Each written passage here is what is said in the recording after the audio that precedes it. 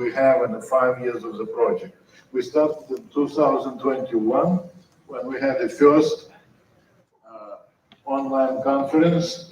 Chess for Freedom was only online. And we also had the first intercontinental online chess championship for prisoners. We choose October because October 13 is a day by United Nations, chess and Day of Education in Prison. So we're trying to stay close to October 13th as a United Nations Day of Education in Prisons, and we always run on our intercontinental tournament in October. In our very first tournament, there was a surprise. We had 42 teams represented 28 countries. Remember, it was the very first event, and to have 28 countries participated, it was amazing. In 2022, we had the second intercontinental. Remember, the first year we had 28 countries, second year we had 40 countries, or 46 countries, and 96 teams. At that time, we already had 3 different groups, male, female, and youth. So we had all 3 categories. In 2023, Chicago hosted the first Chess for Freedom conference, when we had a group from India who attended this conference. And we had the third Intercontinental Championship. That's a picture from the conference in Chicago in 2023. We had 48 countries and 108 teams.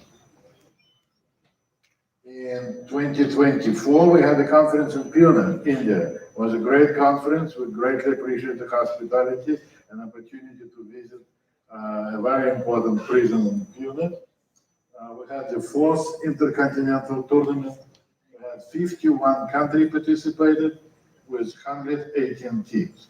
Finally, in 2025, for the first time, we had continental. We added continental championships to the play. The continental championships were in May, and 2 continents, Africa and American continents, will also have a mini conferences, like I named Malawi, but the American continent had a conference in Mexico. But our traditional intercontinental was in October. We had an absolute record of 57 countries and 135 teams altogether. What is our goal? Our goal to grow. 57 is a good number, but I remember 4 years ago when the FIDE President Barkovich had a meeting with Cook County Sheriff. It took them 5 minutes to figure it out. We need to have 64 countries. Surprisingly, for the chess community, 64 is kind of magic number. So we're moving toward that direction. We try to achieve it sooner or later. But to give you some ahead information, in 2027, we will be hosting a conference in Chicago, the second one for Chess for Freedom. It will be 15 years for our program, and we hope to have many of you to see it in Chicago. Thank you.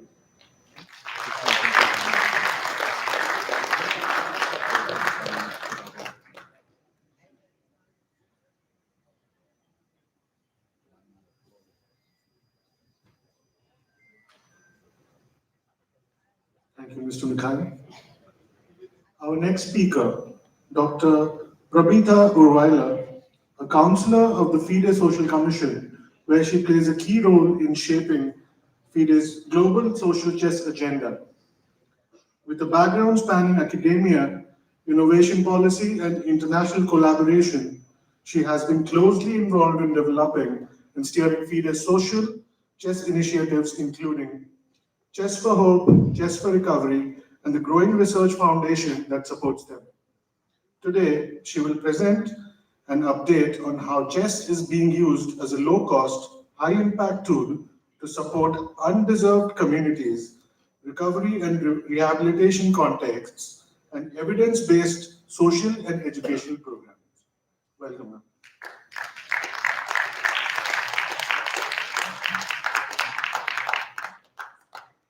So good afternoon, everybody. Firstly, let me wish you all a very happy Makar Sankranti. And it's a pleasure on this auspicious day to be in this region which is important for the sun. Thank you very much. And I would like to thank the AICF, KIT, and FIDE team and Indian Oil for organizing this and bringing all of us here together. So to begin with, I will today present Chess for Hope, Chess for Recovery, and next please. Okay.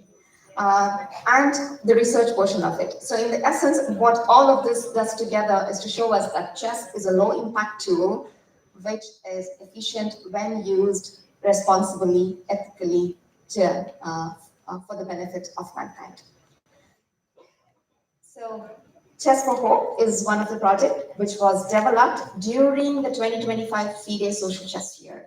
So what are we trying to do here is we are trying to use a structured method to bring chess to the society, especially our target groups are children between the age of 5 to 18 in special groups. These special groups are orphans, internally displaced people, communities, as well as the underserved and socially economically backward societies.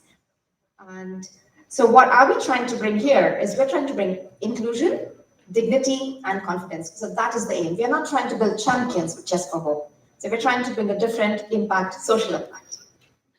So what have we done in Chess for Hope in 2025? As I mentioned, we started in 2025, although in February kicked it off. We piloted it in 3 countries, India, Greece, Burkina Faso.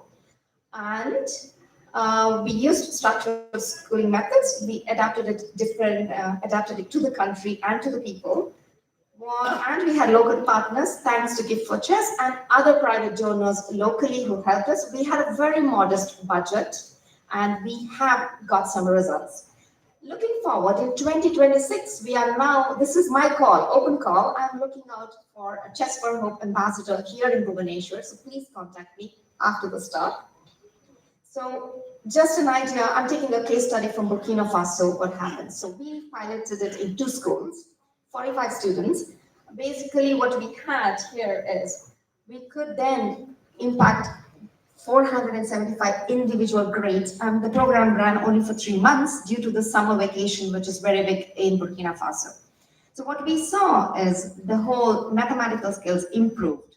So if you see on the screen, 60% of the students improved their grades in problem solving and arithmetic. And then we have 70% of all the grades were stable. There was only 9 persons which had a drop, but this 9 persons were already overachievers. So they just dropped over 1. So that is a marginal regression we saw in a 3 months pilot project in Burkina Faso. So with this, we did show the scalability of a low impact school to make an effect. And we hope that we can continue this in 2026 in different regions. So I move on to the next project, given that I'm present in 3 projects, it's 7 minutes. The next one is Chess for Recovery. So here it is related, but into a different area. So we use chess as a complementary therapeutic tool. We are not trying to replace existing clinical measures, it's complementary. So that's very important, given that we have the famous doctors out here. And we are focusing on recovery and rehabilitation in addictions, different types of addiction, digital to substance and diet also, and emotional regulation. And chess is used as a structured method and as a cognitive behavioral therapy, and it's administered in group or individual. So what have we achieved, or we have just started? We are looking for partners. We have some programs, and one of our speakers who will speak next is already using it, Professor Sabine, in her clinic. She will talk more about it, so I will not touch more.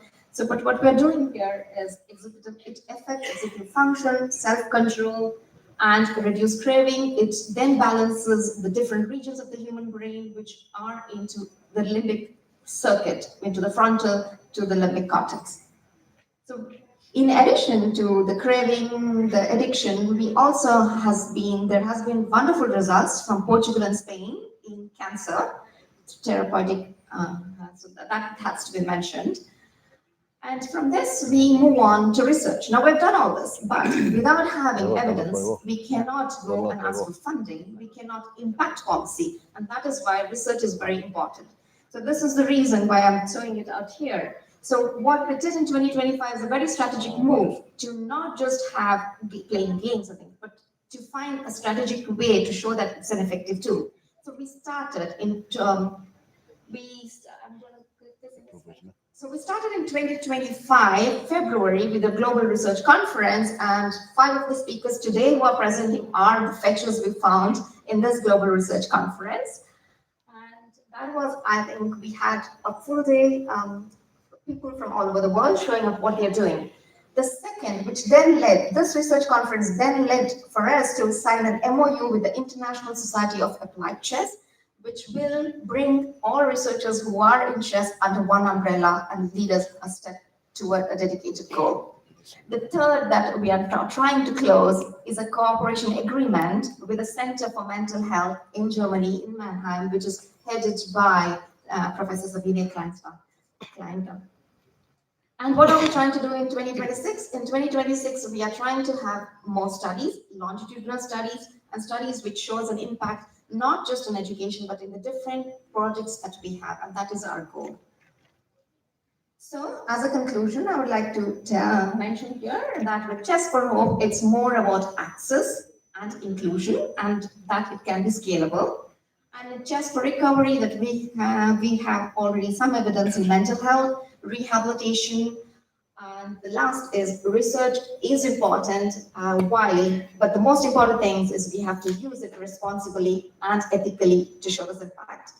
And yeah, so that it is, as with all this, we can show that chess is a low cost, high impact tool. Thank you very much.